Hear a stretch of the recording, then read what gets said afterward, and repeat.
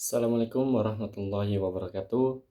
Perkenalkan, nama saya Fatir Rizkan dari D3 TLM Laboratorium Medis, Teknologi Laboratorium Medis kelas A. Saya akan saya akan menceritakan tentang sejarah Indonesia. Ya, teman-teman, bahasa Indonesia adalah bahasa resmi nasional Republik Indonesia. Bahasa Indonesia digunakan oleh warga negara Republik Indonesia untuk komunikasi sehari-hari hingga kepentingan tertentu, baik secara lisan maupun tertulis. Lahirnya bahasa Indonesia berkaitan dengan peristiwa Sumpah Pemuda tanggal 28 Oktober 1928.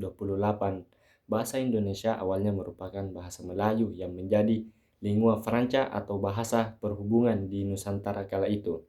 Selain itu, bahasa Melayu juga digunakan hampir di seluruh Asia Tenggara sejak abad ke-7 pada zaman Sriwijaya. Bahasa Melayu dipakai sebagai bahasa kebudayaan, yaitu bahasa buku pelajaran agama Buddha. Bahasa Melayu juga dipakai sebagai bahasa antar suku di Nusantara maupun hingga bahasa yang digunakan terhadap para pedagang yang datang dari luar Nusantara.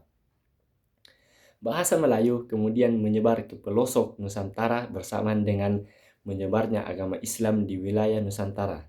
Bahasa Melayu mudah diterima oleh masyarakat Nusantara sebagai bahasa perhubungan antar pulau, antar suku, antar pedagang, antar bangsa. Dan antar kerajaan berbahasa Melayu tidak mengenal tingkat tutur perkembangan bahasa Melayu, jadi bahasa Indonesia perkembangan bahasa Melayu di wilayah Nusantara mempengaruhi dan mendorong tumbuhnya rasa persaudaraan dan persatuan bangsa Indonesia.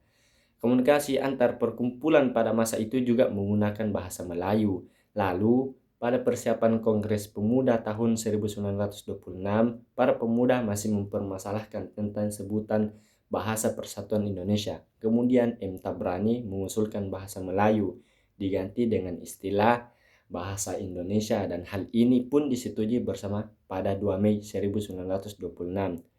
Para pemuda Indonesia yang tergabung dalam perkumpulan pergerakan pengangkat bahasa Melayu menjadi bahasa Indonesia yang menjadi persatuan untuk seluruh bangsa Indonesia. Hal itu ditandai dengan lahirnya Sumpah Pemuda pada tanggal 28 Oktober 1928. Ya, mungkin ini saja yang saya bisa dapati untuk sejarah Indonesia. Cukup sekian. Assalamualaikum warahmatullahi wabarakatuh.